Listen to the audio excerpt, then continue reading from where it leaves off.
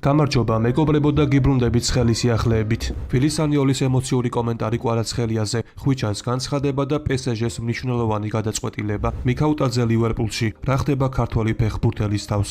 მეტი მოტივაციისთვის კი ნუ დაიზარებთ არხის გამოწერას და ასევე ვცადოთ რომ ავიდეთ ტრადიციულ 2000 მოწონებაზე. ყველას მადლობას ვიხდით, ვინც დამითმეთ 2 წამი და ეს ორი პატარა თხოვნა გაითვალისწინეთ. ახლა კი გადავიდეთ ვიდეოზე. სატრანსფერო ბრძოლა დაწყებულია. გადამწყვეტი კვირა გოგლიჩიძის კარიერაში. 20 წლის ქართველი ფეხბურთელი რომლის ტრანსფერს ამ დროისთვის სერიას ერთბაშად რამდენიმე კლუბი განიხილავს, ინგლისის პრემიერ ლიგის წარმომადგენელთა სამიზნეც გახდა. ბოლო დღეებში აქტიურად იწერებოდა რომ გოგლიჩიძის გადაბირება რომას, ლაციოს, ფიორენტინას, პარმასა და სასუოლოს სურთ. ბოლო ინფორმაციით კი ფეხბურთელისთვის ბრძოლაში სერიას კიდევ ერთი კლუბი ჩაერთო. ეს კლუბი კი გახლავთ უდინეზე. ასევე პრემიერ ლიგიდან ნოტინგემ ფორესტი და ელიტაში წელს აღზევებული სანდერლენდის ებმებია. გავრცელებული ინფორმაციით ფორესტი და სანდერლენდი მზად არიან რომ დააკმაყოფილონ ემპოლის ფინანსური მოთხოვნა, რომელიც 7-დან 8 მილიონი ევროთი განისაზღვრება. სანდერლენდი თავის დაცვის ხარში გოგლიჩიძეს საკვანძო ფიგურად ხედავს. ფორესტის მიზანი კი ხანგრძლივი კამპანიის წინ შემადგენლობის გაღრმავება. რაც შეეხება ქართველი მცველით უდინეზეს დაინტერესებას, კლუბიდან გამოსული ხმების თანახმად,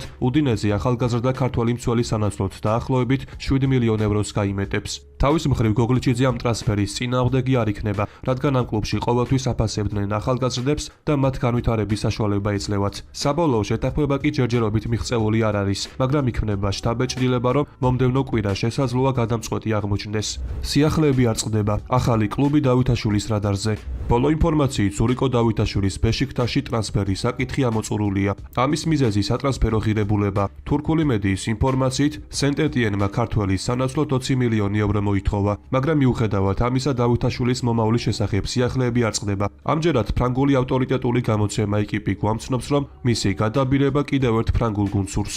საუბარი კი რენზია, რომელმაც გასული სეზონი ჩააგდო და მაღალი მიზნებისთვის ვერ იბრძოლა. აღსანიშნავია, რომ რენს ახალი სპორტული დირექტორი ლოიკ დეზირე ჰყავს, რომლის მიზანია, რომ მნიშვნელოვანი ტრანსფერები განახორციელოს. ერთ-ერთი სამიზნე კი სწორედ დავითაშვილია. ჯერჯერობით უცნობია თავად ქართველი ფეხბურთელის სურვილი, სურს თუ არა მას ამ გუნდში გადაბარგება. თუმცა ფრანგული კლუბის სურვილი საკმაოდ რეალურია. ამიტომ ნახოთ თუ კიდევ რა სიახლე გავრცელდება ზურიკოს თავს. ლივერპულის ერთ-ერთი ყველაზე სანდოგვერდი ენფილდ სექტოსი მეილ სპორტზე დაყრდნობით ახალ ინფორმაციას ავრცელებს. მათი თქმით, მერსესაიდული კლუბის თავკაცი არნე სლოტი ახალგაზრდა და მრავალმხრივ ფორვარდს ეძებს. გავრცელებული ინფორმაციით ნიდერლანდელ სპეციალისტს სურს, რომ გუნდში ისეთი ფეხბურთელი ჰყავდეს, რომელიც სამივე შემტევ პოზიციაზე ითამაშებს. აღსანიშნავია, რომ პოსტის კომენტარებში არაერთი კომენტარი დაიწერა მიქაუტაძის შესახებ. ჟორჟი მართლაც ჩდება სლოტის მოთხოვნებში და სწორედ ამიტომ ფანებს ქართველის ყიდვა სურთ. თანაც ლიონი კარგი შეთავაზების შემთხვევაში მიქაუტაძეს გაყიდის. მე კი აქვე შეგახსენებთ, რომ ახალი სეზონიდან ლივერპულში მამარდაშვილი ითამაშებს. ამიტომ შესაძლოა, რომ ერთ გუნდში ორი ქართველი ფეხბურთელი ვიხილოთ.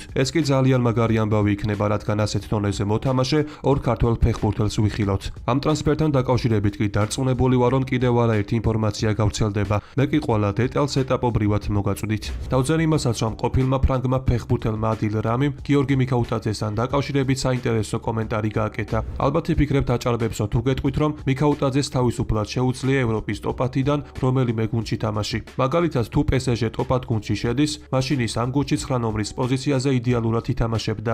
ჯერ მხოლოდ 24 წლისაა და მალე კიდევ უფრო მეც დაამტკიცებს. ამჟამად ბარსაში ლევანდოვსკია, თუმცა თუ 2 ან 3 წელიწადში მიქაუტაძე ბარსაში ან რეალში გადავა, ყველაფერს გაანადგურებს, რადგან მას კარგი მეპასეები ეყოლება და გოლების გატანა არ გაუჭირდება. ლიონში მისი პროგრესი აშკარა, ამიტომ როცა მიქაუტაძეს მალე თით გუნდში იხილავთ, ჩემს სიტყვებს გაიხსენებთ, განაცხადა ფრანგმა. საქართველოს ეროვნული ნაკრების თავკაცმა ვილისანიოლმა ფრანგულ მედიასთან კვარაცხელია შესახებ ისაუბრა.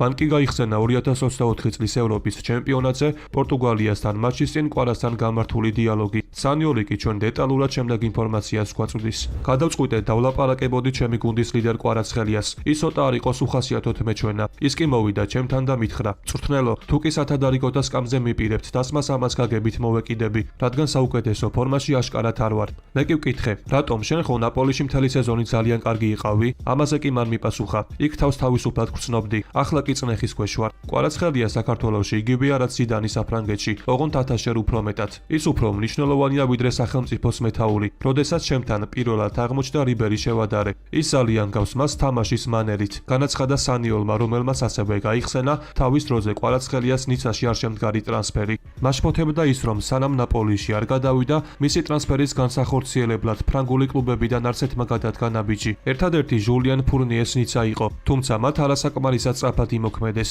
აქ ქვეყნებს 48 წლის ფრანგი სპეციალისტი სიტყვებს ლიათის სპორტი. დავძენ იმასაც, რომ პარის სენ-ჟერმენის ვარსკვლავმა კვარაცხელიამ UEFA TV-სთან საინტერესო ინტერვიუ ჩაწერა. ქართველმა ფეხბურთელმა კი ასევე ლუის ანრიკეზეც ისაუბრა, რომელიც დეტალურად შემდეგ კომენტარს აკეთებს. ყველაზე მეტად მასში მომხიბლა მისმა ხასიათმა და ფეხბურთელებთან ურთიერთობის მანერა. პირველად მისგან ასეთი დამოკიდებულება ვიქცენი. როდესაც ვინმე მშვიდად მოდის შენთან და ყველაფერს გიხსნის, ფეხბურთელი კიდევ უფრო მეტ ძალისხმევას დებს, რომ გაიგოს და კიდევ უფრო უკეთ ითამაშოს. ლუის ანრიკე გაგრძნობინებს როგორც მოედანზე, ასევე მის გარეთ, რომ ყველაფერი უნდა გაიღო მისთვის, კლუბისთვის და ყველა გულშემატკივრისთვის. ის დიდი პატივისცემითა და სიცხადით გექცევა. ყველაზე მეტად კი მისმა ადამიანურობა მოახდინა ჩემზე შთაბეჭდილება, განაცხადა ხვიჩა. ამასობაში კი საინტერესოა ის თუ რა ხდება პარიზული კლუბის თავს. გავრცელებულ ინფორმაციით PSG-მ მნიშვნელოვანი გადაწყვეტილება მიიღო. კერძოდ სატრანსფერო ექსპერტის ფლორიან პლატენბერგის ინფორმაციით, მას შემდეგ რაც ნიკო ვილიამსმა არჩევანი ბარსაზე შეაჩერა, მიუნხენის ბაიერნის მთავარი სატრანსფერო სამიზნე ბრედლი ბარკოლა გახდა. აღსანიშნავია, რომ კვარაცხელიას პარიზულ გუნდში გადასვლის შემდეგ ბრედლიმ ძირითად შემადგენლობაში ადგილი დაკარგა. ამიტომ ის გუნდში არსებული მდგომარეობით უკმაყოფილოა და კლუბის ატოვებას აქტიურად განიხილავს. როგორც იწერება, მას სურს ისეთი პროექტი, სადაც გუნდი მასზე აშენდება. შესაბამისად, დიდია ალბათობა, რომ ფრანგი ფეხბურთელი კლუბს უახლოეს მომავალში დატოვებს. ბარკოლას გუნდიდან წასვლა კი იმას ნიშნავს, რომ მარცხენა ფლანგზე დასაყრდენი თავიდან ბოლომდე კვარაცხელია იქნება. ინიაკის ზეწოლა გრძელდება. რატომ ფერ ხდება ვილიამსის ბარსაში ტრანსფერი? რატომ დაიწყო მადრიდის რეალმა ვარჯიშებზე დრონების გამოყენება? ხოლო თუ აქამდე ხარ მოსული, შეგახსენებთ, რომ ჩვენი მიზანია ავიდეთ 2000 მოწონებაზე, რის შემდეგაც ახალი ვიდეო ძალიან მალე გამოვა. ჩაბი ალონსომ რეალის ფეხბურთელების ვარჯიშების გადასაღება დრონების გამოყენება დაიწყო. ამის შესახებ მარკა წერს. გამოცემის ცნობით, 43 წლის ესპანელი სპეციალისტი მადრიდელების ვარჯიშებზე ახალი ტექნოლოგიების დანერგვას განაგრძობს. აღსანიშნავია, რომ რეალს დრონები აქამდე არასდროს არ გამოუყენებია. ის კი სამწვრთნელო შტაბისთვის ინფორმაციისა და ვიზუალური მასალის დამატებითი წყარო გახდება. როგორც იწერება, თავად ალონსოც დრონებს ვარჯიშზე პირველად იყენებს, თუმცა ის იყენებდა რამდენიმე კამერას, რომელიც მოედნის ზემოთ იყო დამონტაჟებული. ერთი წლის წინ ნიკო ვილიამსის ბილბაოდან ბარსაში გადასვლის ყველაზე დიდი წინააღმდეგი მისი ძმა ინიაკი ვილიამსი იყო, რომელმაც იმდენი იქნა, რომ უმცროსი ძმა ატლეტიკში დარჩენაში დაარწმუნა. აღსანიშნავია, რომ ამჯერადაც მსგავსი სიტუაციაა შექმნილი, თუმცა როგორც კატალონიური სპორტი უწყება, ნიკოს მტკიცედ აქვს გადაწყვეტილი ბლაუგრანაში კარიერის გაგრძელება და მის სურვილზე ვერანაირმა რჩევებმა ზეგავლენა ვეღარ უნდა მოახდინოს. როგორც ირკვევა, ინიაკი ვილიამსი ბილბაოს ხელმძღვანელებთან ერთად ნიკოს არწმუნებს იმაში, რომ ბასკურ კლუბს შეუძლია მას იმაზე მეტი ხელფასი შესთავაზოს, ვიდრე ამას ბარსა შესთავაზებს. თუმცა ესპანეთის ნაკრების გარემარბს კატალონიურ გრანტში წასვლა მხოლოდ კარიერული წინსვლისთვის ესაჭიროება და მისთვის ფულს გადამწყვეტი მნიშვნელობა არ აქვს. ასევე ტრანსფერს კიდევ უფრო რეალურს ხდის ლამინ იამალის ფაქტორიც, რომელიც ნიკოს საუკეთესო მეგობარია. ამიტომ დიდი ვარაუდით ამ ტრანსფერს წინ ვეღარაფერი ვეღარ აღუდგება. დღევანდელ ვიდეოს კი ამით დავასრულებ. მოტივაციისთვის კი თხოვნა, რომ ავიდეთ მინიმუმ 2000 მოწონებაზე. ასევე გამოიწერი არხი, რათა იყო მუდმივად საქმის კურსში. ყველას გისურვებთ ჯანმრთელობას და ბედნიერებას. მე კი მომავალი ვიდეოთი ძალიან მალე დაგიბრუნდებით.